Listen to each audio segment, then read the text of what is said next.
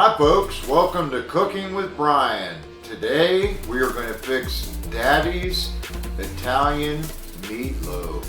Oh yeah. But first, you need a cup of coffee. Oh yeah, there's nothing like coffee, folks.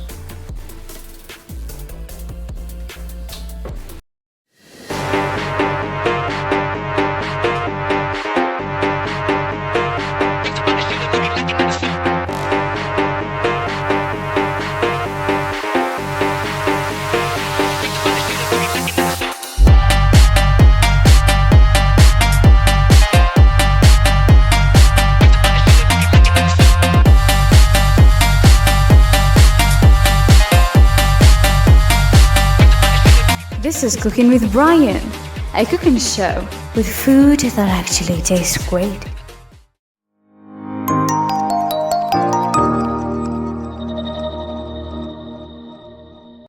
Cooking with Brian disclaimer.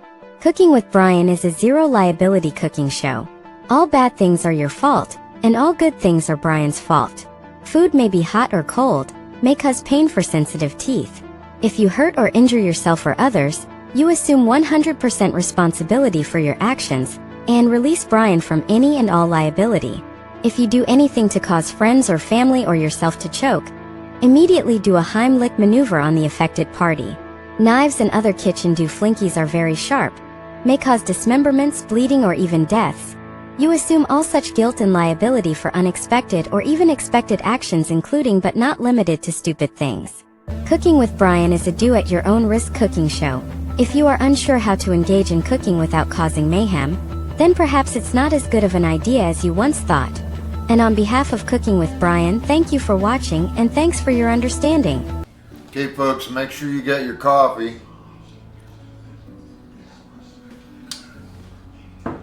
Okay, for today's recipe, you will need 2 large cans of whole peeled tomatoes. Does not matter what brand it is. You can use your favorite or you can use what you can afford. We will drain them, run them through a blender with our spices in them.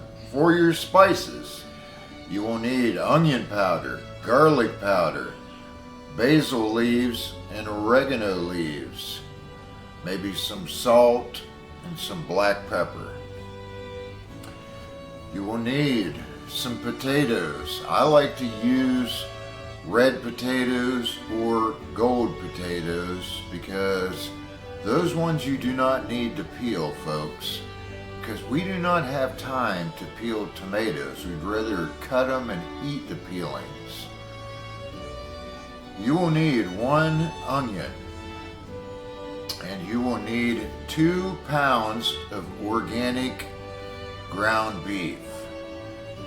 We are also going to use 2 slices of bread. However, bread is not healthy. It is not good for you. Do the research. Bread is not healthy. If you do not want to use bread, you can use crackers or something else. Or you could maybe even just skip it. I don't know. Never tried it like that, but hey, if you don't want it, don't eat it, folks. You will also need 1 organic egg for your meatloaf. Just 1. Okay folks, you will need a stand mixer, but if you do not have a stand mixer, then you can always do this by hand. However, it is very time consuming and takes forever. We are going to use 2 slices of bread. I do not recommend eating bread that comes in a plastic wrap from your store. If you do the research, it's not good for you. It has a lot of bad ingredients in it, folks. So if you have a more healthy kind of bread, I would suggest you use it. I have not got to that point yet because I don't usually eat any bread. You want to take your bread and you want to start flaking it apart into your mixing bowl, and you want to get it in as small of pieces as you can. Now this kind of bread here is kind of moist, so it doesn't exactly flake very good. The cheaper breads seem to flake better. If you get like your store-bought brands, they're usually more dry, but Sara Lee bread is pretty moist. It's a decent tasting bread, however it does have a lot of bad ingredients in it, so I do not hardly ever eat this bread except for recipes where you really need bread. And just so happens to be that Daddy's Italian Meatloaf calls for 2 slices of bread. I'm sure you could use some saltine crackers or something like that. You would just have to crush them and I don't know, if there was some kind of way to blend them up easily, that would be more healthy for you than this bread is. This bread is bad for you, folks. Sorry.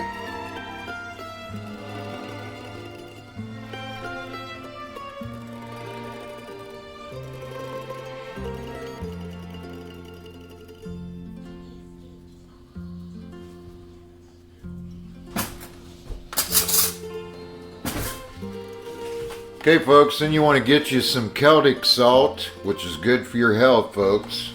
It's not like table salt. It's actually good for you, folks.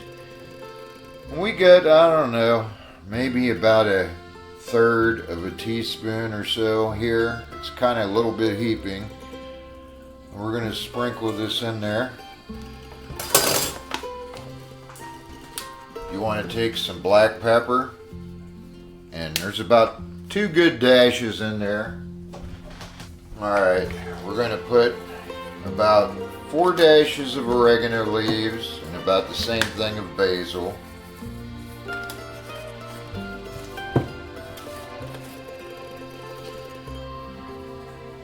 There's about 3 dashes of garlic powder and about 8 dashes of onion powder in here. Then you want to get you 1 organic cage-free brown egg. Go ahead and slap that in there. We do not put shells in our meatloaf, folks. Sorry. You want to go ahead and slap you 2 pounds of organic beef, ground beef, organic. That's what we use, folks. But if you can't afford organic, some regular hamburger will do. However, they don't put all the bull crap in this organic that they do in the others, so you might be better off with organic, folks. Because you won't pay for it when you're buying it, you'll pay for it at your doctor, probably. If you live through it, that is.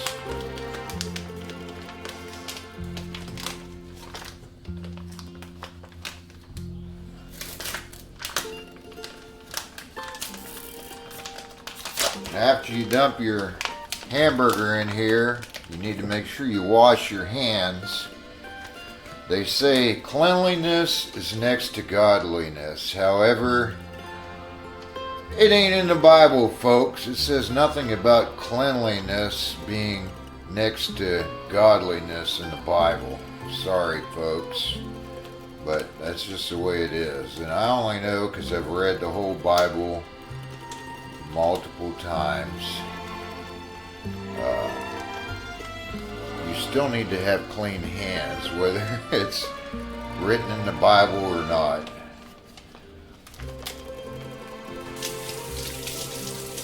Folks, then you want to get you an onion. Does not matter what kind it is. You can use sweet onions, Vidalia onions, white onions, yellow ones. You can even use a bunch of green onions too if you like. But we're going to go ahead, we're going to slice up our medium onion, and you're going to dice it up into smaller pieces.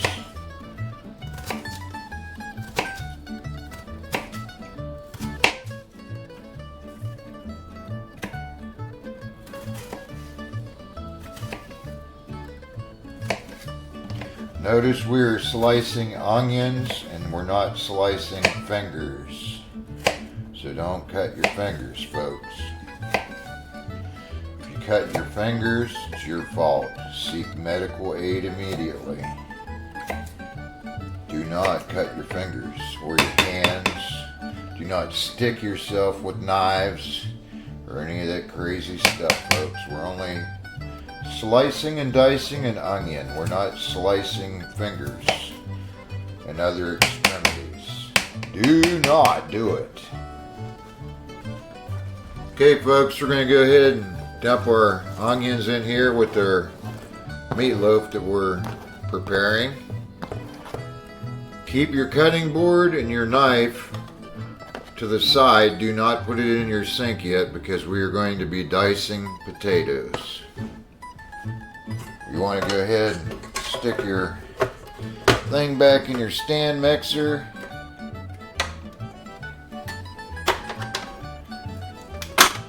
You want to make sure you actually plug it in, folks. Otherwise, it may not function.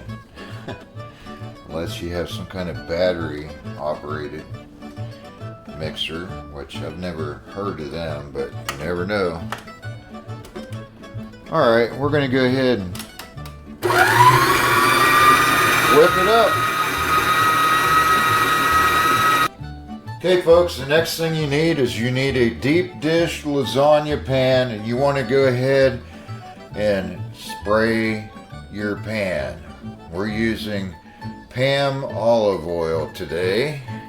We're trying to be a little bit more healthy, so we ditched the vegetable oil and the canola oil and seed oils. We'll use this olive oil spray, trying to little by little improve our health. Next thing you want to do is you want to create your meatloaf by transferring it from your pan over here into your deep dish lasagna pan. Now, there's no right or wrong way to shape your meatloaf, but you want to try to compact it down smaller than the size that it is, and you want to make sure all your onions are embedded into it. But you also, and this is what I like to do, is I like to make a split down the middle and go from corner to corner. And the reason why we do that is so we can fit some potatoes around the edges, folks. So you want to go ahead and compact this. You can smooth it out. You can do whatever you think looks good, folks. But right now, if you are the type like me that likes my stuff well done, the more thin that you have this, the better it will cook. Now our recipe calls to cook this thing at 425 for 65 minutes. That's an hour and 5 minutes. Usually like 100 out of 100 times will be fully well done, folks. So that's my goal. If you like it a different way, then you're watching the wrong recipe, because I do not teach people how to go into a field with a combat knife and slaughter innocent animals and eat them all bloody and stuff. If that's what you like to do, folks, more power to you. But I like to cook my stuff, folks, because there's plenty of diseases and sicknesses and who knows what else out there, folks. I want to make sure my stuff is done, because I love meat that's done, folks. Alright, we got this shape to where we can fit some potatoes around the side. Go ahead and wash your hands. Okay, folks, at this time, go ahead and put your oven on bake and put it on 425 degrees. We're preheating. Okay folks, you want to pre-wash some red potatoes or gold potatoes, and if you see spots that look really bad, go ahead and remove those from your potato, and we'll discard of them. You can leave some things on there, but if it looks really grotesque, go ahead and chunk it out of there, folks. That's your call on how you do it, but you're going to cook it, so I don't think it hurts you too much. And you want to go ahead and dice it up into smaller pieces, and you want to stick it in here with your meatloaf.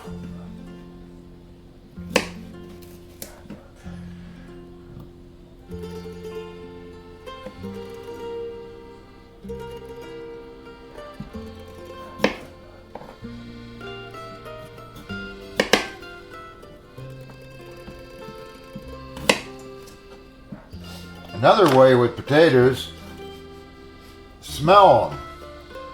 Potatoes that are bad will have a disgusting odor, folks. I don't know if you knew that or not, but you can tell if a potato is bad by the smell of the potato. Another way is sometimes I've actually held potatoes and the Lord told me, Brian, that potato's bad. And of course, you know, you should be like, okay, Lord, and throw it away. But no, you got to actually cut it open and look at it, because sometimes we fail to not listen to the Lord when He tells us something's bad. It smells good to me. The Lord didn't tell me it was bad. So we're going to eat it, folks.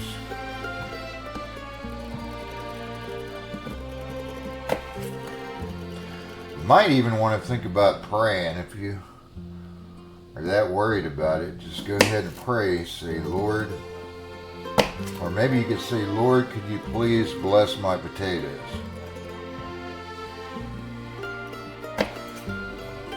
Yep, looks good to me, folks.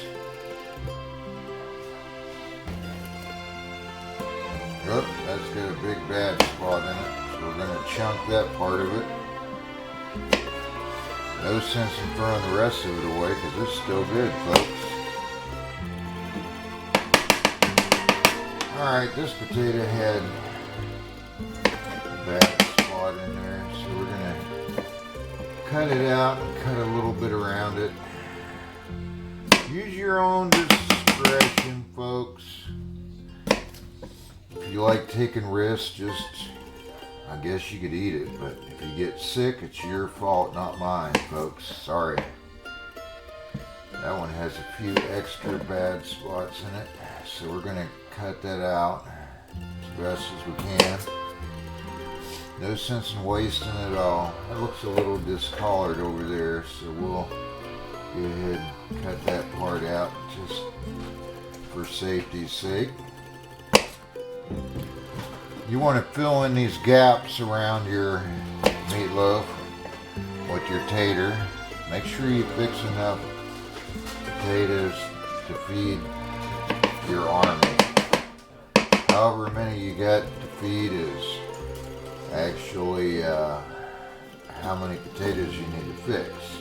If you don't fix enough potatoes and your family gets mad at you, it's your fault and not mine, because you could always fix 2 meatloaves and 2 potatoes, so you could just double all the ingredients to make 2 meatloaves in 2 different pans. As long as your oven is large enough, then you could fit it in there. It's a little grotesque, so we'll cut that out. Anything that does not appeal to you visually, go ahead and you can cut it out just to be safe, folks. Nothing wrong with that.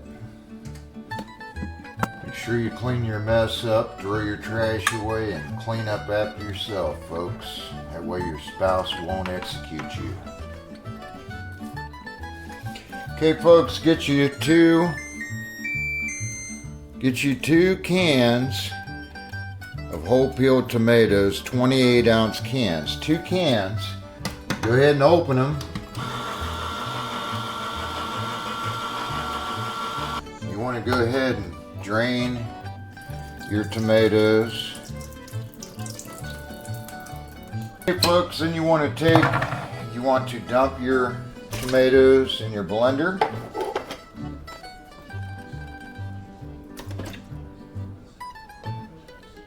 Okay, you only need 4 spices, folks. You need onion powder. It's about 8 dashes of onion powder. About 3 to 4 dashes of garlic powder. About 4 or 5 dashes of oregano leaves. And about the same thing in basil leaves. Go ahead and blend it up. We're going to use the milk cream function.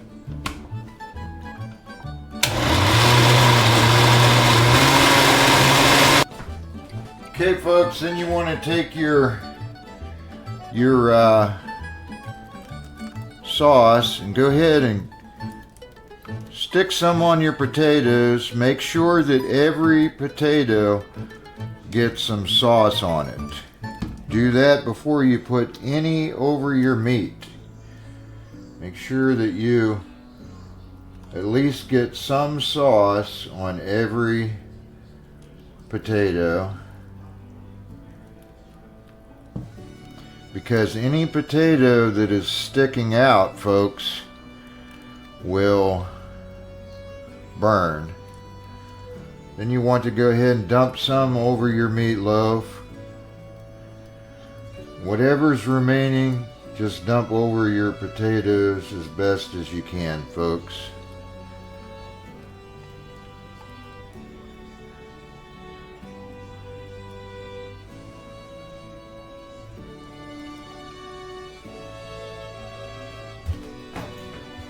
Okay, folks, and go ahead and carefully insert your meatloaf into your oven, which was preheated to 425 degrees, and go ahead and set your timer for 65 minutes, or 1 hour and 5 minutes if you don't know how to figure that out. Depends on your oven. Well, looky there, folks. Oh yeah, that's absolutely delicious.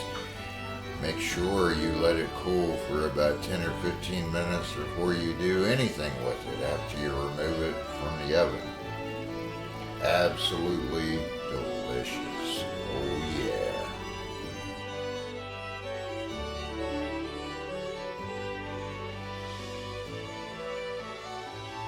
Okay, folks, we hope that was a blessing for you. Hope you enjoy your meatloaf. Oh yeah. Bye, y'all.